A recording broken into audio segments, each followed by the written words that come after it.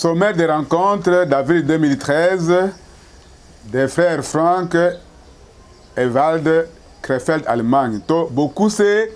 Mayanga Yandeko Frank et avril 2013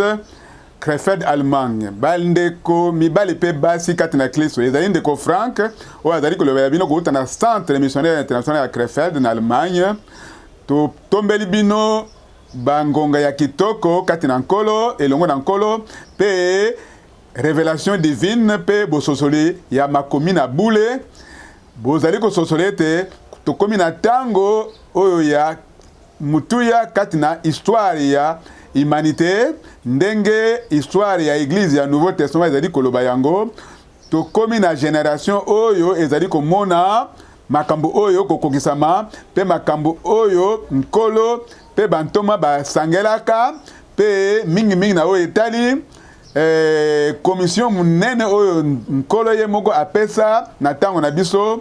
na kanisi le 11 juin 1933 tango lumière surnaturelle wana elobaki epai ya ndeko William Branham lolenge moko Jean-Baptiste atindamaki lokola moyangeli ya boye ya liboso ya Kristo yo otindami na etinda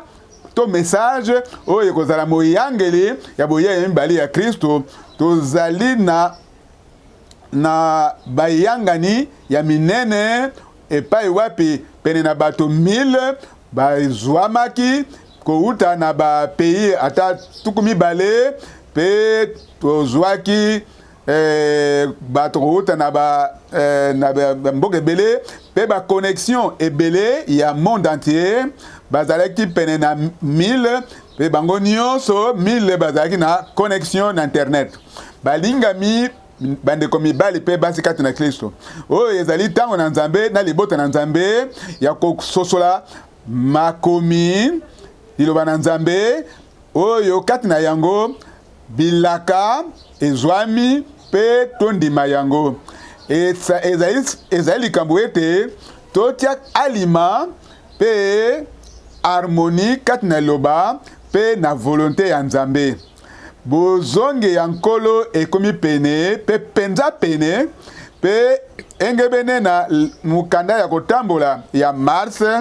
bato nyo mingi babengaki po na kotalisa ete bango bazali babongisami po na bozonge ya nkolo na biso lokola mobali ya libala totalisaki kouta na Matthieu chapitre 25 ete baseka nyonso bayokaki mbela to etinda ya suka pe bango nyonso babongisi minda na bango babimaki mpona bokutani na mobali ya libala nsima nango eyaki ngonga oyo ya désespoir to ya mawa po ete ndambo na bango bayokaki bandimaki pe babongisamaki basusu bazalaki babongemaki be kasi bamususu bazalaki kobongama be te bazalaki ezalaki na baoyo ya mayele bango nde bamususu bazalaki nde bato baseka ya maboma nini esalamaki oyo bango nyonso baseka bayokaki etinda oyo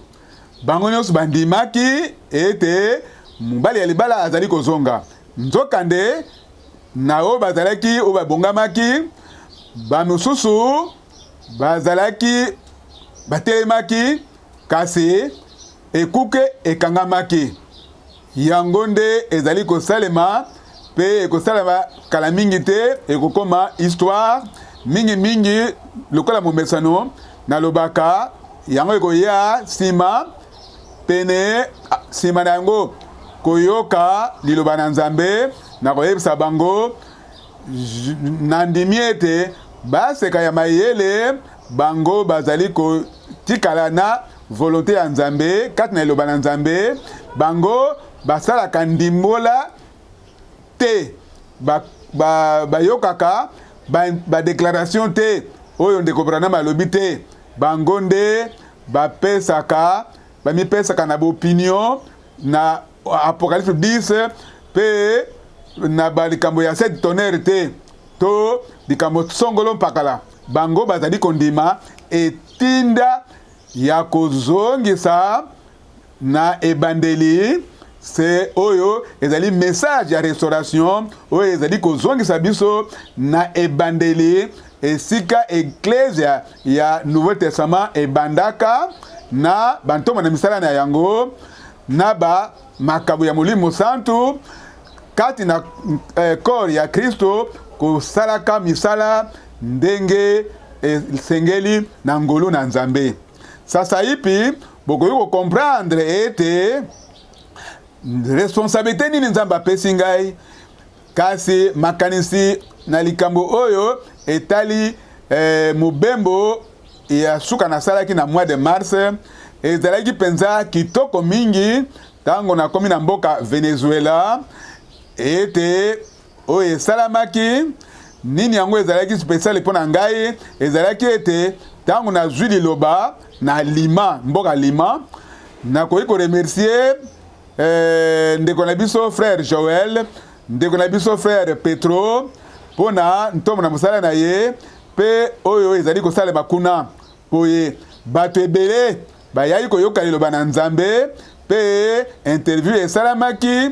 na mwangonga muke na television na bango balingami bandeko mibali pe basi tika ete Nzambe apambola bino na ngoya nyonso pe na Cuba epai wapi nkolo afongoli ba porte pe mitema na libota po bayamba liloba na Nzambe message ya tango oyo kuna na Cuba na kendeki na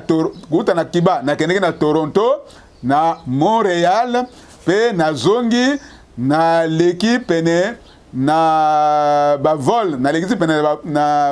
na mipepe pene na bangonga 42 heures ya vol pe na ngolo na Nzambe natali sima na ndimi ete liloba na Nzambe ezali kokokisama ndenge yango aetindamaki. Sasa ipi position na ngai liboso na Nzambe ezali kalala penza nazali ko changer te une seule chose nazali kosala nde côté ya prédication moko moko doctrine moko moko kasi na 50 dernières années oyo lulenge moko nazali koteya nazali kolakisa pe nazali ko corriger parce que nazali kolobete na koyi koteya liloba na Nzambe pe na ngonga moko moko wana na sengili kolobete ba frère mingi kati na ministère pona nini bozali ko comprendre mabe makomi pona nini parce que bozali ko tia ba déclaration bandeko ya ndeko Branham mabe pona nini bozali ko sala kopona ba prédication pe kopona ba déclaration pe bokotia kuzali kopona ba prédication moko moko pe ba déclaration moko moko po na kokokisa yango na ba programme ya bino moko botika kosala makambo wana pona nini bozali kotika te prédication moko moko ezala ndenge yango eteyamaki ezalaki na incompréhension te soki prédication moko moko etiami esika yango lolenge eteyamaki pe ba expert ba oyo bazali kokanisa te bazali ba enseignant ya message nani abengi bino tango nini bozwaki etinda to commission moto nyonso akoki kosala oyo alingi na kati na bokonzi ya Nzambe kasi boyebete bozali kokosa bozana besoin bozana tina ya mbela kouta na Nzambe pe ya commission kouta na Nzambe po ete bozala na ntongo na mosala kati na corps ya Kristo to nzoto ya Yesu Kristo na ecclesia ya Nzambe to na kati ya royaume ya Nzambe bokanisa nano ata ngonga muke soki apôtre Paul azalaki na commission te kouta na Nzambe pe ye moko na autorité na ye ete azwaki autorité ezalaki appel to etinda manda azwaki epai ya Nzambe William Branham akoki koloba pe kotalisa mobu ya 1933 ti na 1945 ti na 1963 soki akoki kolakisa biso te makambo oyo ezali ya kokesana to makambo surnaturel oyo elekaki kasi na ntombo na mosala na ye ndenge nini tokokaki kotia bokonzi ya ministère na ye pe bokonzi to autorité elinga kouta ye epai wapi ngai frère Frank est-ce que nakoki kozala na likambo ya koloba to na autorité soki nakoki kotalisa te nsima na ngai na temps oyo nakutanaki na ndeko Branham ngai moko pe natali na mukolo ya 11 juin 1958 tango ndeko Frank alobaki na ngai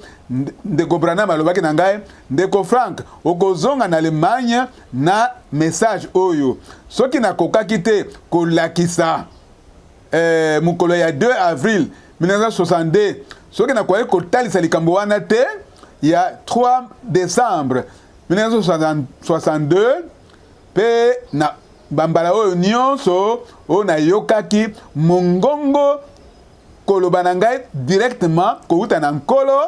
pe kokokesa to kokonfirme oyo prophète William Branham alobaka balingami bandeko mibale oyo ezali ntango na nzambe na libota na nzambe soki bozwaki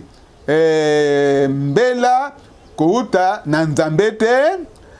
bosengeli kozwa orientation na ngolo na nzambe pe bozonga bokende kosala kotala message pe makomi na bule bokomona ete ezali lolenge moko moko bokotia eloko moko moko oyo ndeko Branham alobaki kati na makomi ekozala makambo mibale te bokozala kaka na likambo moko William Branham